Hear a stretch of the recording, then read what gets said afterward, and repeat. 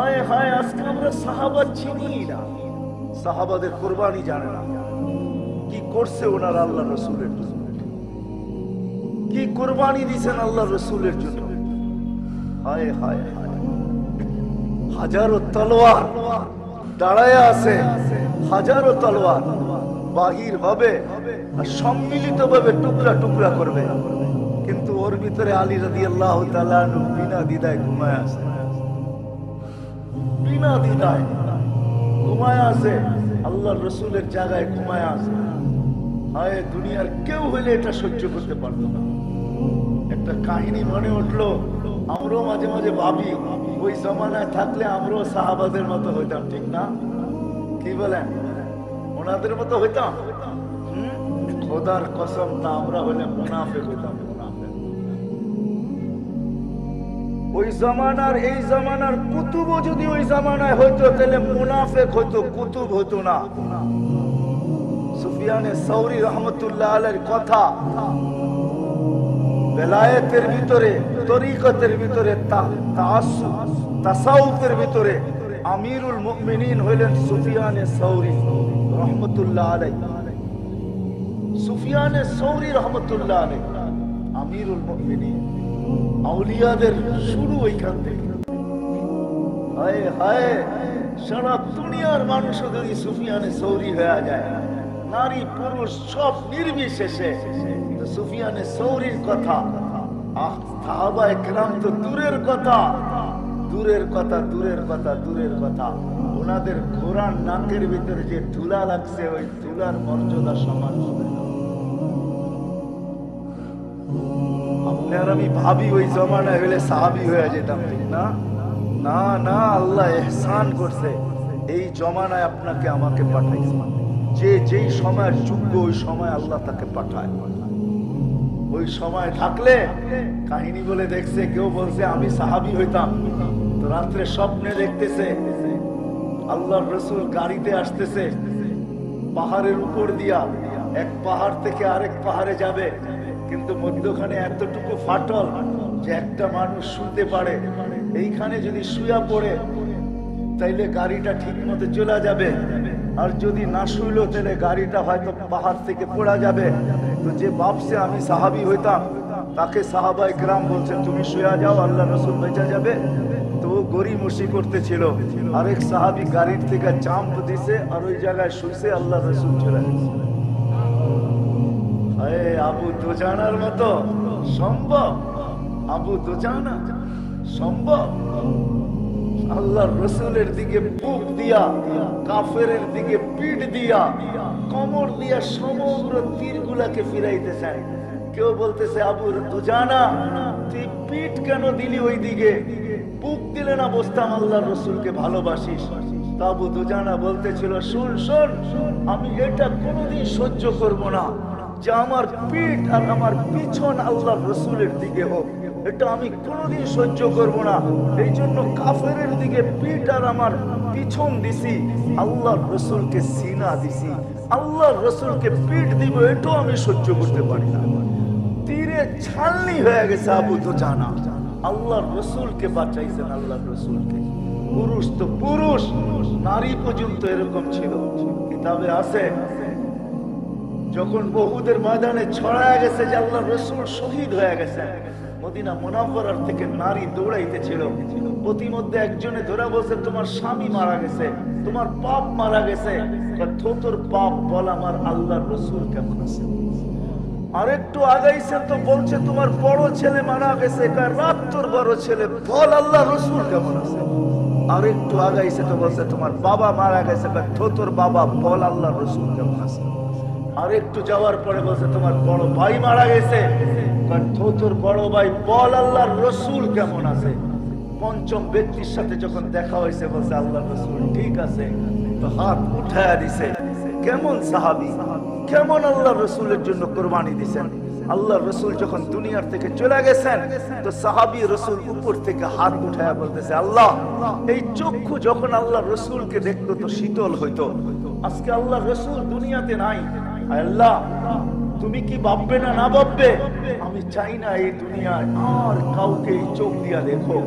তো তুমি আমার চোখ দুটা নিয়ে নাও।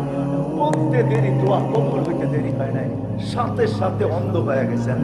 ও মেরে দোস্ত, সাহাবায়ে কেরাম কি কোরবানি না আমাদের জন্য দিয়েছেন। আজকে আমার যুবক জানে না, সাহাবাদের চিনে না।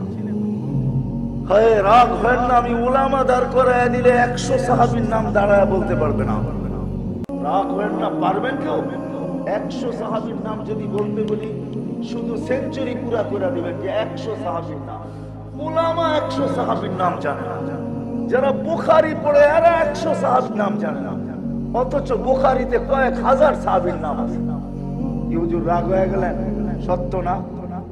সাহাবাদের নাম জানে না, কুরবানি জানে না, যার কারণে মুহাম্মদুর রাসূলুল্লাহ চিনে না। শুধু বলি মোহাব্বত করি, মোহাব্বত। রাগ হয় না, পায়ে হাত রেখা বলি। আমি কাউকে তীর মারার জন্য না, শুধু আমরা মুখে বলি মোহাব্বত করি। হায় হায়, নবী তো আমাদেরকে এরকম মোহাব্বত করেন নাই যেরকম আমরা করি। নবীজি তো আরশে গেছেন, আমাদেরকে ভুলেন নাই। আল্লাহ জিজ্ঞাসা করছে, বন্ধু কি চাইতে আসছেন? বলে লা আসআলুকা বিনতি ফাতেমা ওয়ালা আসআলুকা আম্মি আব্বাস। আমি মেয়েকে চাইতে আসি নাই, আমি চাচাকেও চাইতে আসি নাই, আমি আমার পরিবারকেও চাইতে আসি নাই, আমি আমার বংশ চাইতে আসি নাই। আসআলুকা উম্মতি, আমি উম্মত চাই। তো আল্লাহ বলছে এইখানেও উম্মত। বলছে এর চেয়ে বড় সুযোগ তো আর পাওয়া যাবে না। আপনি পাশে, আমি পাশে, আপনি আমাকে দেখতেছেন, আমি আপনাকে দেখতেছি, আপনি বলতেছেন, আমি শুনতেছি, আমি বলতেছি, আপনি শুনতেছেন। এরকম সুযোগ তো আর জীবনে কখনো আসবে না। এইখানে উম্মত চাবো না তো চাবো কোথায়? তো আল্লাহর রাসূল যুক্তি দিতেছে, আনতা রব্বুল কারীম আনা নবিয়্যুর রহিম। আপনি রব্বে কারীম, আমি নবী রহিম। কাইফা তুযায়্যু আদিল উম্মাহ বাইনাল কারীম ওয়ার রহিম। দুইজন এক টেবিলে বসা, এইখানে যদি উম্মত বাঁচায় না নিতে পারলাম তো আর বাঁচাবো কোথায়? তো আল্লাহ বলতেছে, বন্ধু কসসামতুল কিয়ামাতা কিসমাইন, আমি কিয়ামতকে দুই ভাগে ভাগ করছি। আমি জানি আনতা তাকুলু উম্মতি, কিয়ামতের মাঠে আপনি একাই হবেন, 312 জন রাসূলও হবে না, 1.25 লক্ষ নবীও হবে না, কেউ উম্মতের নাম নিবে না, এমনকি মার নামও নিবে না, বাবার নামও নিবে না, শুধু সবাই নফসি নফসি বলবে। আমি জানি কিয়ামতের দিন আপনি একা উম্মতি বলে চিৎকার দিতে থাকবেন, উম্মতি রব্বি উম্মতি উম্মতি। তো বন্ধু শুনেন, আনা মালিক ইয়াউমিদ্দিন আনতা সাহিবা ইয়াউমিদ্দিন। আমি কিয়ামতের মালিক বটে, কিন্তু বাদশাহ। ওই দিন আপনি চাবেন, আমি দিতে থাকবো, আপনি মঞ্জুর, আপনি সুপারিশ করবেন, আমি মঞ্জুর করবো। লা ইউখসিকা ফি উম্মতিক, আপনার উম্মতের ব্যাপারে আপনাকে আমি লজ্জিত তো দূরের কথা, কপালে ভাঁজ আসতে দেব না। আপনার উম্মতের ব্যাপারে শুধু এখানেই তো শেষ না, টানলে অনেক রাত্রে এটার ভিতরে চলে যাবে। আমি শানে রিসালাত শুনাইতে আসি নাই, যদি হইতো তাহলে শুনাইতাম সারা রাত পড়া। ফাতেহাবাদের মানুষকে শুনাইতাম যে আল্লাহ কোন রাসূল দিছে, উনি আমাদের জন্য কি করছেন, আর আমরা ওনার জন্য কি করতেছি। আমরা এতটুকুই করি, ভালোবাসি। যুবক তো কোনোদিন এটা কয় না যে আমি ভালোবাসি, এটাই বলে, কিন্তু এটা তো বলে না যে জানের চেয়ে আল্লাহ রাসূলের কেরিয়ার আমার কাছে প্রিয়, আল্লাহ রাসূলের আদর্শ প্রিয়, আল্লাহ রাসূলের জীবন প্রিয়। হায় হায়, আমি তো বলতে বাধ্য এখন, যার ইশারায় ভাগ্য খোলে তার জীবনে কি খুলবে এবার ভাইবা দেখেন। শুধু ইশারা করলে ভাগ্য খোলে, ইশারা করলে। আল্লাহর রাসূল কুইস্টাপকে ইশারা করছেন, তাও মুর্দা, জীবিত না, তার ভাগ্য এমন খোলা খুলছে, সে জীবিত হয়ে মাথা উঁচা করে পুরো আরবি ভাষায় বলতেছে, লাব্বাইক ওয়া সাদাইক ইয়া যাইনা ওয়া ইয়াউমিল কিয়ামা। ও দুজাহানের বাদশা, আমার ভাগ্য খুলে গেছে। যার ইশারা ভাগ্য খোলে, যার ছোঁয়া লাগার কারণে, ছোঁয়ার বিচ্ছেদ করলে খেজুর, শুকনা খেজুর গাছ কাঁদতে কাঁদতে নিডাল হয়ে যায়, নিডাল। শুধু পেটের ছোঁয়া পায় না, ছোঁয়ার থেকে বঞ্চিত হয়ে গেছে। তো শুকনা খেজুর গাছ কাঁদতে কাঁদতে আল্লাহ রাসূলকে মেম্বার থেকে নামায় আসছে, নিয়ে আসছে। আমি তো বলি খেজুর গাছ মানে এটাই বলতেছিল, হায় কে আসলো যে মেম্বার বানায়, হায় কে আসলো যে মেম্বার বানায়। কে আসলো যে আমার কপাল থেকে সৌভাগ্য ছিড়ায় দিল? এ থেকে আসলো মেম্বার আবিষ্কার করলো। আমি পিঠ পাইতাম, আল্লাহ রসুলের ছোঁয়া পাইতাম, আমাকে বঞ্চিত করে দিল। মনে হয় এইগুলা বলতে বলতেই আমরা যেরকম মারা গেলে আপনজন বিলাপ করে কাঁদতে থাকি, বিভিন্ন কথা বইলা কাঁদতে থাকি, আমার মনে হয় খেজুর গাছে এগুলা বইলা বইলেই কাঁদতে ছিল। আর আল্লাহ রসুল আসতে বাধ্য হয়েছেন, তার উপরে হাত রাখছেন, সান্ত্বনা দিছেন, এমনকি ওয়াদা দিছেন জান্নাতে নিয়ে যাব, তুমি খেজুর দিবে আমি খাবো। যার ছোঁয়া লাগলে ভাগ্য খোলে, যার ইশারা লাগলে ভাগ্য খোলে। মেরে দোস্ত, ঠিক তদ্রূপ সাহাবায়ে কেরামকে যদি বাদ দিয়া দেন, মধ্যখান থেকে সরায়া দেন, তাহলে মুহাম্মদুর রাসূলুল্লাহ চিনা যাবে না। আপনি চিনবেন তো চিনবেন কি করে? নসির তুমি রবে মাসিরাতা শাহর। আমি যেরকম মাঝে মাঝে প্রশ্ন করি বয়ানের ভিতরে যে আল্লাহ তোমাকে চিনবো তো চিনবো কি করে? লা তারাকাল উয়ুন, তোমাকে তো চোখেই দেখা যায় না। ওয়ালা তুখালিতুকা দুনুন, ধ্যান ধারণায় আনা যায় না। ওয়ালা ইয়াসিফুকাল ওয়াসিফুন, বর্ণনা দিয়ে শেষ করা যায় না। তোমাকে চিনবো তো চিনবো কি করে? আল্লাহ বলছে আমাকে চিনতে হবে না, আমার বন্ধুকে চিনলি হবে। কুরআন বলছে, মান আতা আর রাসূল ফাকাদ আতা আল্লাহ ওয়া ইন তুতিউহু তাহতাদু। আল্লাহ বলে দিয়েছেন আমাকে চিনতে হবে না, মেনে নিলাম তোমাদের প্রশ্ন। আমি ধরা ছোঁয়ার বাহিরে, আমি ধ্যান ধারণায় আসি না, আমার বর্ণনা দিয়ে শেষ করা যায় না, আমাকে চোখে দেখা যায় না, আমার কথা শোনা যায় না। আমার বন্ধুকে তো দেখা যায়, আমার বন্ধুটা তো শোনা যায়। আমার বন্ধুকে মানো, তাইলেই হবে। ঠিক তদ্রূপ সাহাবা যদি বাদ দিয়া দেন, তাহলে মুহাম্মদুর রাসূলুল্লাহ চিনা যাবে। আল্লাহ পরিচয় দিয়েছেন, মুহাম্মদুর রাসূলুল্লাহ চিনতে পেরে। মেরে দোস্ত, সাহাবায়ে কেরাম লাগবে, কেননা ওনারাই কুরবানি দিয়েছেন, যে কুরবানি আমরা ভাবতেও পারি না।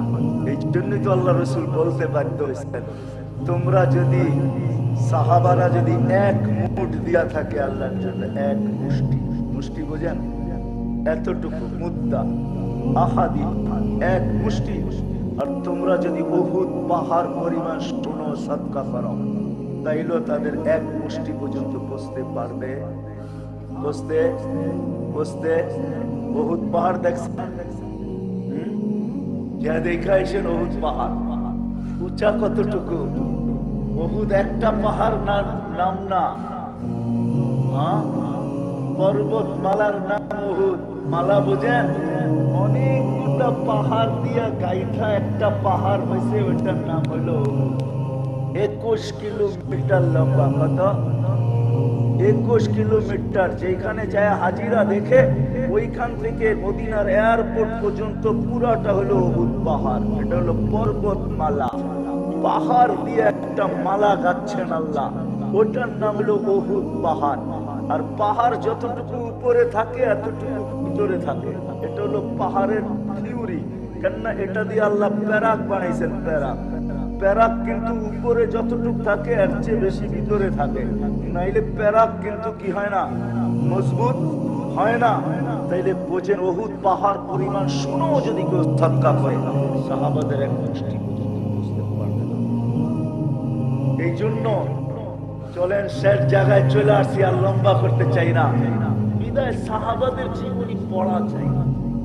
আপনাকে সাহাবাদের জীবনী 2-1 ঘন্টা 1 ঘন্টায় বলা যাবে না, পড়া চাই সাহাবাদের জীবনী, এদের আদর্শ পড়া চাই। শুধু শুধু আল্লাহ রাসূল বলেন নাই, আমার কথা সত্য, আমার কথার প্রমাণ নিয়ে আসতেছি যে সাহাবা বাদ দিলে আল্লাহ রাসূলকে চিনা যাবে না। এই জন্য তো আল্লাহ রাসূল বলতে বাধ্য হয়েছেন, বিআইয়িহিম ইক্তাদাইতুম ইহতাদাইতুম, বিআইয়িহিম ইক্তাদাইতুম ইহতাদাইতুম। যার অনুসরণ অনুকরণ করবে, যার পদক্ষণে তুমি চলবে, যার পদ অনুসরণ করবে, ইহতাদাইতুম, হেদায়েত চাইতে হবে না, হেদায়েত পুরা আইসা তোমার গলায় বসবে। আল্লাহ মালা পড়ায় দিবে হেদায়েত। এই জন্য সাহাবাদের জীবনী পড়া উচিত। পাওয়া যায়, বাংলায়ও পাওয়া যায়, বিভিন্ন ভাষায় পাওয়া যায়। সাহাবাদের সহি জীবনী আছে, আমাদের উলামায়ে কেরাম লেখছেন, তালাশ করলে আপনি পাবেন। ছোট বড় অনেক পাবেন যারা সাহাবাদের জীবনী লেখছেন। যেরকম হায়াতে আউলিয়া লেখা হয়েছে, এরকম হায়াতে সাহাবাও লেখা হয়েছে। সাহাবাদের জীবনীও আছে বাংলাতে। হায়াতু সাহাবা বাংলা হয়েছে 3 ভলিউমে পাওয়া যায়, আবার 1 ভলিউমেও পাওয়া যায়। আনেন সাহাবাদের জিন্দেগি পড়েন। এরা হলো মডেল, মডেল 1.25 লক্ষ মডেল আল্লাহ তৈরি করছেন। কিয়ামতের সকাল পর্যন্ত মুহাম্মদুর রাসূলুল্লাহ সাল্লাল্লাহু আলাইহি ওয়াসাল্লাম 23 বছর মেহনত করে মডেল তৈরি করছেন। সবার জন্য মডেল আছে। এখন যদি কেউ বলে যে আমার জন্য মডেল, আমি তো টাকার পাহাড়, আমার জন্য মডেল আর কে? তো আপনি কয় টাকার মালিক? আব্দুর রহমান ইবনে আউফ রাদিয়াল্লাহু তাআলা আনহু যেদিন মারা যায়, ওই দিন ওনার কাছে ক্যাশ টাকা ছিল 47 লক্ষ কোটি টাকা। কত? কয় টাকায় হয় 47 লক্ষ কোটি? আপনার বাংলাদেশের এবার বাজেট হয়েছে কত? 6 লক্ষ কোটি টাকা। বাঙ্গারি আছে লোকে, বাঙ্গারি, বাঙ্গারি বোঝেন? কিছু আরো সাথে আছে, আমিও ওনার বাঙ্গারি গুলা বললাম না। 47 লক্ষ কোটি টাকা ক্যাশ রাখা গেছে, ক্যাশ। জীবনে কয়েকবার পুরো সম্পদ সদকা করে দিয়েছেন। আল্লাহ রাসূল মুস্কি হাসছে আর বলছে, আব্দুর রহমান যত সদকা করবে তত বাড়বে। বাড়বে, তুমি কমাইতে চাইতেছো, কমবে না, এই জন্য বাড়ছেই বাড়ছে। আর বাড়বে না কেন? ওনার আম্মার হাতের উপর দিয়ে তো মুহাম্মদুর রাসূলুল্লাহ দুনিয়াতে আসছেন। ওনার আম্মা দাই ছিল, দাই শেফা ছিল ওনার আম্মার নাম। আল্লাহর রাসূল ওনার আম্মার হাতের উপর দিয়ে দুনিয়াতে আসছেন। প্রথম খেলাই সব বরকত নিয়ে আসছেন। কেমন বরকত! যদি বরকত না হইতো তাহলে হালিমা সাদিয়ার গাদা গাদা যেটার উপরে করে আল্লাহ রসুলকে নিয়ে গেছিলেন হালিমা সাদিয়া, বসতে দেরি। ওলামায়ে কেরাম তো বাকিটি বলে, আমি একটা বলি। যখন বৈশা হালিমা সাদিয়ার গ্রামের দিকে মুখ করছে, তো গাদা ঘুরা কাবার দিকে হয়ে গেছে। প্রথম এক সেজদা লম্বা। হালিমা বলে, গাদা তোর হইলো তো হইলো কি? তুই সেজদা করতেছিস কেন বাইতুল্লাহর দিকে?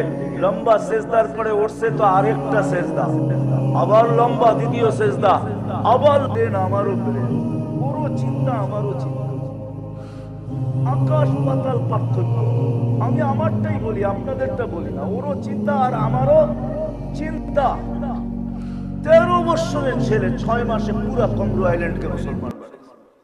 6 মাস পরে মারা গেছেন। কবর এখনো আমি দেখা আসছি আমার এই 2 চোখে। ভারত মহাসাগরের পানি বৎসরে 1 দিন উপরে ওঠে, আর এই কবরের সাথে এসে বাড়ি খায়। আমি জিজ্ঞাসা করছি এরকম করে কেন? বলে আমরা বলতে পারি না। তা আমি বলছি কিতাবে পাই নাই, কিন্তু আমার বিবেক বলে। বলছে কি বলে তোমার বিবেক? আমি বলি যে আমার বিবেক বলে ভারত মহাসাগর মনে হয় আল্লাহর কাছে বলে, আল্লাহ মদিনা মুনাওয়ারায় যায় রওজায়ে আতহারে চুমা খাওয়া আমার পক্ষে সম্ভব না। এইখানে মুহাম্মদ ইবনে উসমান ইবনে আফফান, যার সাথে রসুলের সম্পর্ক, যার নামও রসুলের নামের নাম, আল্লাহ আমাকে কমসে কম একবার বৎসরে অনুমতি দাও, এই কবরে চুমা খাইয়া আমি মদিনার চুমার স্বাদ মিটাইতে চাইতেছি। বলতে দেরি, মাথায় উঠাইতে দেরি করে নাই। বলছে মুফতি তুমি এটা কোত্থেকে বাহির করলা? আমি বললাম কিতাবি কথা না, আমার বিবেক বলে, আমার মন বলে, আমার মোহাব্বতের আবেগ বলে যে ভারত মহাসাগর মনে হয় বৎসরে একবার উঠা চুমা এই জন্যই খায়। হায় হায় হায়, আপনাদেরকে কেমনে বুঝাবো এদের কোরবানি? চলেন একটা দিয়ে যদি বোঝেন। আমি দেখা আসছি, আপনারা দেখা আসেন। দুনিয়ার যত দামি পারফিউম আছে, যত সুঘ্রাণ হোক না কেন, ওই কবরে নিয়ে যান, কবরে নিয়ে যান। মৌতার ময়দানে ওই কবর আছে। যায়েদ ইবনে হারেসা, জাফর ইবনে আবু তালেব, আব্দুল্লাহ ইবনে রাওয়াহা, 3 জনের কবর রাখা আছে। জন দুনিয়ার যত দামি পারফিউম নিতে পারেন, ওই কবরে ছিটাইতে দেরি, হাওয়ায় উঠতে দেরি হবে না। ওই সুঘ্রাণ আপনার নাকে আসবে না। ওই কবর থেকে যে সুঘ্রাণ, ওইটাই আপনার নাকে বাড়ি খাবে। আমি নিজের নাকে ওই বাড়ি খাওয়ায় আসছি। আমি ওই রওজা কবর দেখা আসছি। আল্লাহ আমাকে দুনিয়া অনেক কিছু দেখাইছে। এখনো আমি কোনো সেন্ট ব্যবহার করি না, যদিও করি তাহলে মনে হয় যে হাওয়ায় উড়া যায়, ওই ঘ্রাণ আইসা আমার নাকের সাথে সাথে বাড়ি খায়, যে তুই লাগাইলি তো এটা লাগাইলি কি, তোর নাকে তো ওই ঘ্রাণ বাড়ি খাওয়া আছে, লাগা আছে, তুই আবার সুগ্রাণ কেন শুনতে যাস? যেরকম আব্বাস রাদিয়াল্লাহু তাআলা যখন মাটি দিতেছিলেন আল্লাহর রাসূলের রওজায়ে আথারে, তো ফাতেমা রাদিয়াল্লাহু তাআলা চিৎকার দিয়া বলতেছেন, আতুফসি তুরাবা আলা রাসূলিল্লাহ ইয়া আব্বাস, ও আব্বাস, আল্লাহর রাসূলের কবরের উপরে মাটি দিতেছো। তারপরে চিৎকার দিয়া বলছিলেন, ইয়া মান শাম্মা তুরবাতা আহমদি ফাকাদ শাম্মা মিনাত তিবি গাওয়ালিয়া, এই মাটি যে একবার নাকে লাগাইছে দুনিয়ার আখেরাতে কোনো ঘ্রাণ তার কাছে ঘ্রাণই মনে হবে না। এটাই সত্যি। এই জন্য আসেন সাহাবাদের জিন্দেগি পড়ি, আদর্শ পড়ি, ক্যারিয়ার পড়ি, একজনেরটা মাইনা নেন, একজনেরটা গ্যারান্টি দেওয়া আছে, সাপ দেওয়া আছে, সিল মোহর মারা আছে। আল্লাহ রসুল মারেন নাই, আল্লাহর পক্ষ থেকে সিল আপ করে নিয়ে আসছেন। ওমা ইয়ান্তিকু আনিল হাওয়া ইন হুয়া ইল্লা ওয়াহয়ু ইউহা, আল্লাহর রাসূল নিজে বলছেন, আল্লাহর রাসূল নিজে বলছেন। একটা উদাহরণ দিয়ে দেখাই, এক ব্যক্তি 3 দিন পর্যন্ত একজন কি আল্লাহর রাসূল জান্নাতি বলছেন। কয়দিন পর্যন্ত? একাধারে কয়দিন? 3 দিন একজনকে। ইবনে আব্বাস রাদিয়াল্লাহু তাআলা ভাবছেন আজকে দেখবো করে তো করে কি, তো বলছে তোমার এখানে মেহমান হইতে চাই। বলছে হও, আমার অসুবিধা কি, যা আছে বাগযোগ করে খাবো, যা আছে বাগযোগ করে খাবো। মেহমানদারির নিয়মই এটা, যখন আসে যা আছে এটা পেশ করো, এটাই হলো মেহমানদারির সুন্নত। মেহমানদারি এটাই সুন্নত, মেহমানদারি খাওয়াও। তো মেহমানদারি হয়ে গেছে, দেখছেন যে এশার নামাজ পড়ে আসছে, আয়েশার নাক টেনে ঘুমায় গেছে, উঠা ফজর নামাজ পড়ছে, রাত্রে কোনো ইবাদত করে নাই, উনি সারা রাত্র জায়গা পাহারা দিছে, করে তো করে কি ইবাদত করে? একদিন, 2 দিন, 3 দিন পর্যন্ত দেখছে। মেহমানদারির সুন্নত 3 দিন। তারপরে বলছে, ভাই তোর ভিতরে তো বিশেষ কিছু দেখলাম না, বিশেষ কিছু তো দেখি নাই, তোকে 3 দিন একাধারে আল্লাহ রাসূল জান্নাতি বললো কি কইরা? ওটা আমি কি জানি, আল্লাহ রাসূলকে জিজ্ঞেস করো। বলছে তুই করিস তো করিস কি? বলে কোনো কিছু করি না, কাম একটা করি। কান্না শোয়ার আগে বিছনা ঝাড়ু দেওয়া সুন্নত। বিছনা শোয়ার আগে বিছনা ঝাড়ু দেওয়া সুন্নত। সবাই বিছনা ঝাড়ু দেওয়ার সুন্নত আদায় করে, আমি দিল ঝাড়ু দেওয়ার সুন্নত আদায় করি। মনে হয় বোঝেন নাই, আমি দিল ঝাড়ু দেই। কি ঝাড়ু? আমার দিলে কারোর জন্য কিচ্ছু থাকে না। বিছনায় যখন যাই তো সবাইকে দিল থেকে মাফ করে দেই, কারো জন্য আমার দিলে কিচ্ছু থাকে না, পুরা দিল ঝাড়ু দিয়া পরিষ্কার করি, তারপরে ঘুমায় যাই। ইবনে আব্বাস রাদিয়াল্লাহু তাআলা বলেছে, এইটাই তোর কেরামতি, আর কিচ্ছু না। সামান্য একটা সুন্নত, সামান্য একটা সাহাবীর অভ্যাস, এটা যদি আপনিও আজকে থেকে করেন তাহলে গ্যারান্টি লেখা দেওয়া যাইতে পারে। কারণ আল্লাহর রাসূল বলছে, আল্লাহর রাসূল 3 দিন একাধারে বলছে জান্নাতি জান্নাতি জান্নাতি জান্নাতি। তাইলে আপনিও আমিও যদি করি তাইলে লেখা দেওয়া যাইতে পারে, এর পিছনে লেখা বাইসা উঠবে তুমিও জান্নাত। এই জন্য আসেন আল্লাহর রাসূলের সাহাবীদের জিন্দেগি শিখি, এদের কোরবানি পড়ি, এরা আমাদের জন্য কি করছেন। আমি তো 2 জনেরটা বললাম আপনাদের সামনে, এরকম 100 জনেরটা বলা যায়। হায় হায়, আল্লাহর রাসূলের কান্না দেখা 100 সাহাবী বলছে, ইয়া রাসূলুল্লাহ আমাদের নেকি নিয়ে আনেন, তারপর আপনার উম্মতকে জান্নাতে নিয়ে যান। আমাদের কোনো পরোয়া নাই, আমাদের দরকার নাই, আমাদেরটা নিয়ে যান, আপনার বুক ঠান্ডা করেন, আপনার উম্মত জান্নাতে নিয়ে যান। এই জন্য শিখবো তো, কি বলেন? শিখবো, পড়বো। আমি বিশেষ করে যুবকদের পায়ে হাত দিই, তোমরা রাসূলের জিন্দেগি, সাহাবাদের জিন্দেগি পড়ো, ক্যারিয়ার লাইফ পড়ো, এরা কি করছে এটা পড়ো, আমাদের কি দিচ্ছেন এটা পড়ো। যদি এমনি পড়তে না চায় নেটের থেকে পড়ো, এটাকে প্রচার করো, এটাকে প্রসার করো। আজকে সাহাবাদেরকে আমরা চিনি না, সৌভাগ্যবান আমি মনে করি ফাতেহাবাদের মানুষ যে এইখানে প্রতি বছর সাহাবায়ে কেরামের নামের উপরে এরকম একটা মজমা হয়, এরকম একটা অনুষ্ঠান হয়, এরকম একটা সম্মেলন হয়, মনে হয় এটা কালকেই যাবে আল্লাহ রসুলের কাছে। আজকে তো বৃহস্পতিবার, কালকেই আল্লাহ রসুলের কাছে পেশ হবে। আর পেশ হবে তো আল্লাহ রসুলের কাছে। পেশ হইলে কি দুই পাশের দুইজন জানবেন না? দুইজনও তো দুই পাশেই বসা শোয়া আছে, ঠিক না? দুইজন তো দুই পাশেই আছে, ঠিক না? কি দুইজন বুঝছেন? আরে বুঝছেন নাকি? দুইজন কিন্তু দুই পাশেই আছে। ওনাদের কাছে এই খবর যাবে। আমার মনে হয় আশ্চর্য ওনারও জিজ্ঞাসা করবে যে আমাদের শান নিয়েও কি আপনার উম্মত এখনো আলোচনা করে? হায় হায় হায়, যদি এটা কবুল হয়ে যায়, ফতেহাবাদের মানুষ এই মজমা ফতেহাবাদের জন্য যথেষ্ট হবে। কিয়ামতের দিনে দুইজন দাঁড়াবে আর বলবে, কোথায় ফতেহাবাদের নারী পুরুষ যুবক বৃদ্ধ, আসো আমরা নিয়ে যাব, আমরা নিয়ে যাব তোমাদেরকে। ওই মাঠ তো মাঠই হবে, যেমন আযাবেরও হবে এমন খেলারও হবে। ওই মাঠ তো মাঠই হবে, ঠিক না? আরো সে নিচে 60টা গ্যালারি হবে, গ্যালারি। আমি তো গ্যালারি বলি, ওলামায়ে কেরাম হয়তো বলবে ছায়া দিবে 7 দলকে। আমি বলবো না, 7 দলকে আলাদা আলাদা গ্যালারিতে আল্লাহ বসাবে, গ্যালারি। আরো সে নিচে স্টেডিয়ামে যেরকম গ্যালারি থাকে এরকম গ্যালারিতে আল্লাহ বসাবে ইনশাআল্লাহ। ফতেহাবাদের মানুষ হয়তো এই শুধু অনুষ্ঠানের কারণে এই এলাকার মানুষ বেঁচে যাবে, আমার বিশ্বাস। হায় হায়, নবী তো আমাদেরকে এরকম মহব্বত করেন নাই যেরকম আমরা করি। নবীজি তো আরো সে গেছেন, আমাদেরকে বলেন নাই। আল্লাহ জিজ্ঞাসা করছে, বন্ধু কি চাইতে আসছেন? বলে, লা আসআলুকা বিনতি ফাতেমা ওয়ালা আসআলুকা আম্মি আব্বাস।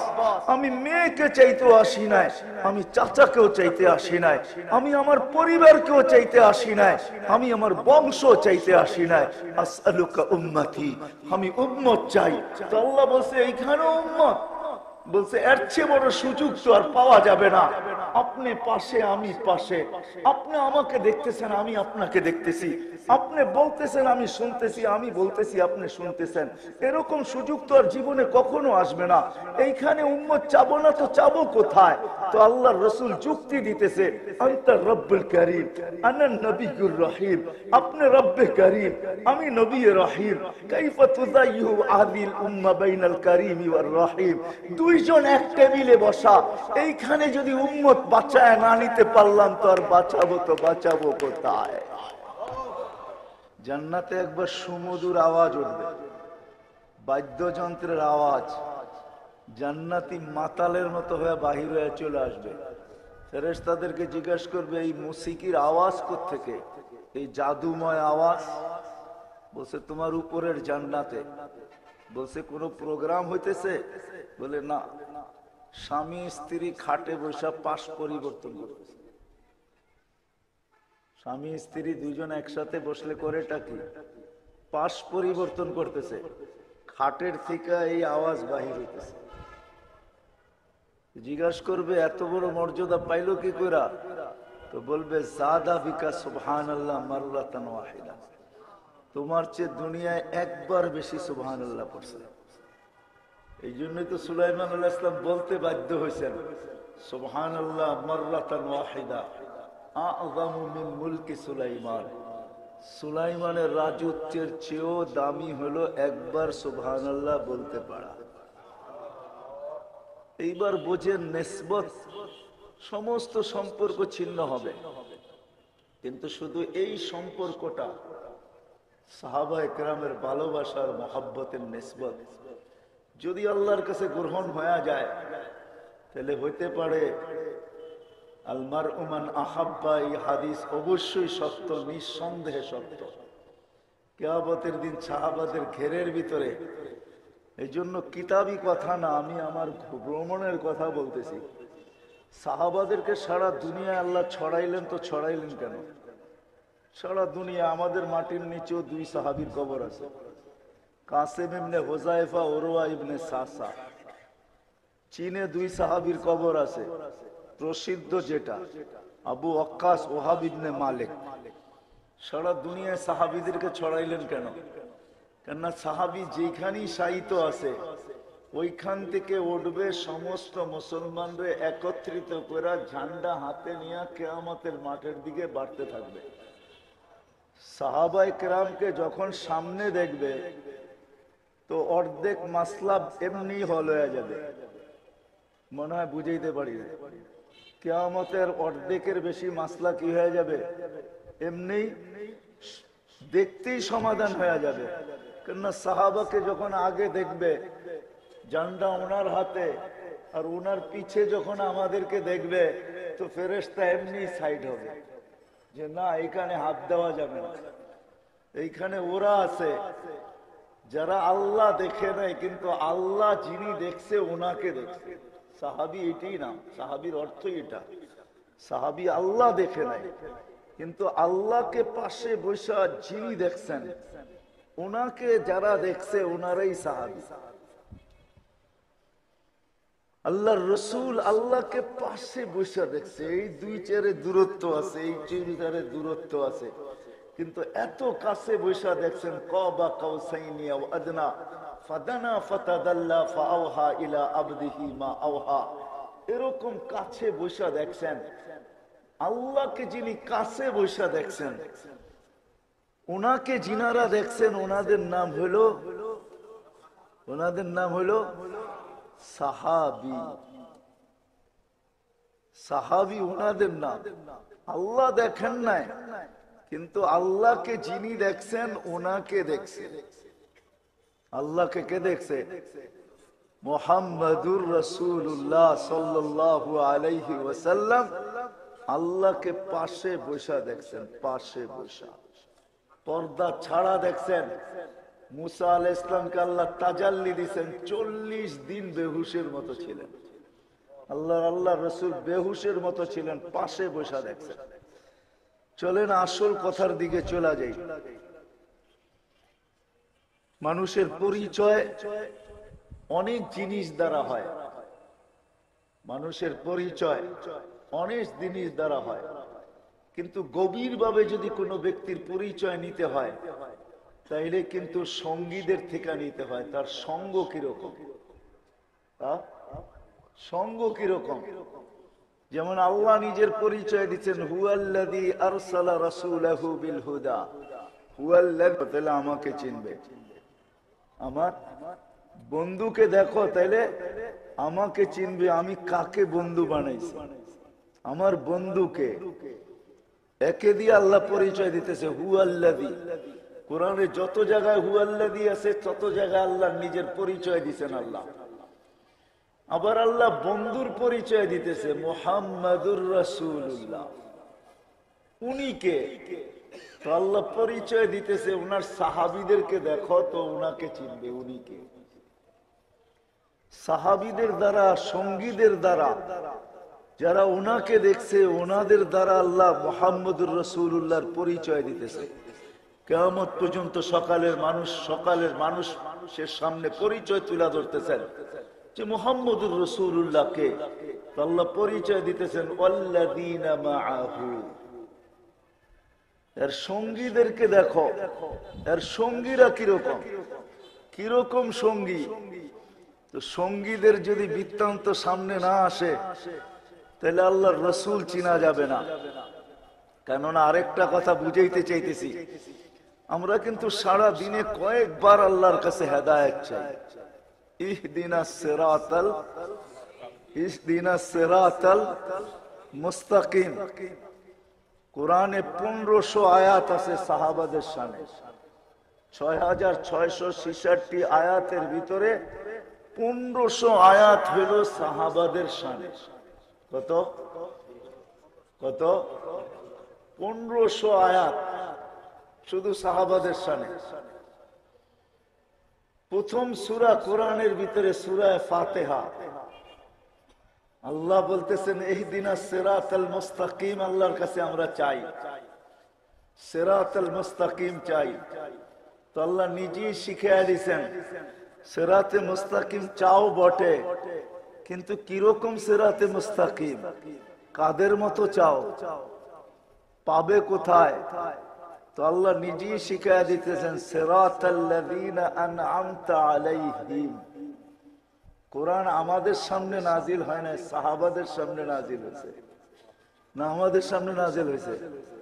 হ্যাঁ, সাহাবাদের সামনে নাজিল হয়েছে। সিরাতাল্লাযীনা আনআমতা আলাইহিম, এইখানেও যদিও মুফাসসিররা তাফসীর করেন, চার ভাগে বিভক্ত করেন, কিন্তু যদি এমনি দেখা যায় তাহলে ওইখানে প্রথম দেখা যাবে সাহাবায়ে কেরামকে। প্রথম যদি আপনি তাকান যে যাদের উপরে এই আয়াত নাযিল হয়েছে, যারা এই আয়াত আল্লাহ রসুলের থেকে শুনছেন, তা আল্লাহ ইঙ্গিত করতে চাইতেছে হেদায়েত তো চাও, তাহলে কাদের মতো হেদায়েত চাও তোমরা? তো আল্লাহ নিজেই শিখায়া দিয়েছেন আনআমতা আলাইহিম। সাহাবায়ে কেরামের উল্লেখ প্রথম সূরার ভিতরেই আল্লাহ করছেন। মিনান নবিয়্যিন ওয়াস সিদ্দীকিন ওয়াস শুহাদা ওয়াস সালিহিন। যদি দেখেন তাহলে মিনান নবিয়্যিন, সিদ্দীকিন ওয়াস শুহাদা ওয়াস সালিহিন তিনটার মেসদাকি সাহাবায়ে কেরাম। সাহাবায়ে কেরাম হইয়া কারো উপরে আসলে আসছে, আর ওটা যদি বাদ দিয়া দেওয়া হয় তাহলে কারো উপরে আর তিনটার মেসদাক আসবে না, তিনটার পরিচয় আর কারো উপরে আসবে না। জানি না উলামায়ে কেরাম সত্যায়িত করবে কিনা যে মিনান নবিয়্যিন, নবীদেরকে রাখেন, সিদ্দীকিন ওয়াস শুহাদা ওয়াস সালিহিন তিনজনের সাহাবাদের উপর থেকে গড়াইয়া আমাদের উপরে আসছে। সাহাবাদেরকে সরাইয়া দিলে আর আমাদের উপরে এটা আসবে না, আমরা এটা পাবো না। না সিদ্দিক হব, না সালেহীন হব, না সুহাদা হব। কেন ওনারা আগে হইয়া দেখাইছেন যে সিদ্দিক হয়তো কিরকম হয়, সলে হয়তো কিরকম হয়, সুহাদা হয়তো কিরকম হয়, ওনারা আগে হইয়া দেখাইছেন।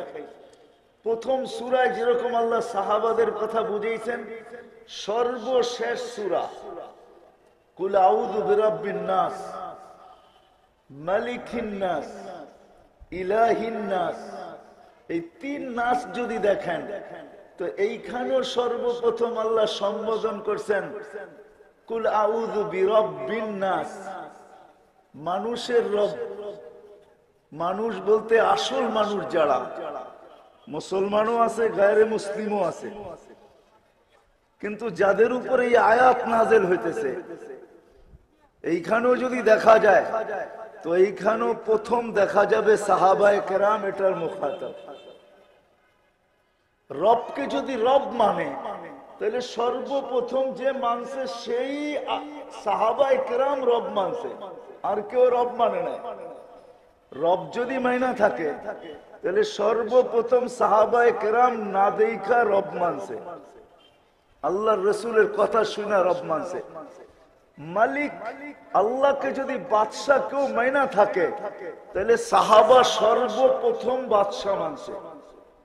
ইলাহ যদি মাইনা থাকে আল্লাহকে, জানি না এত কঠিন কথা বুঝবেন কিনা, ইলাহ যদি মাইনা থাকে তো সর্বপ্রথম সাহাবা মানছে, আর কেউ মানে না।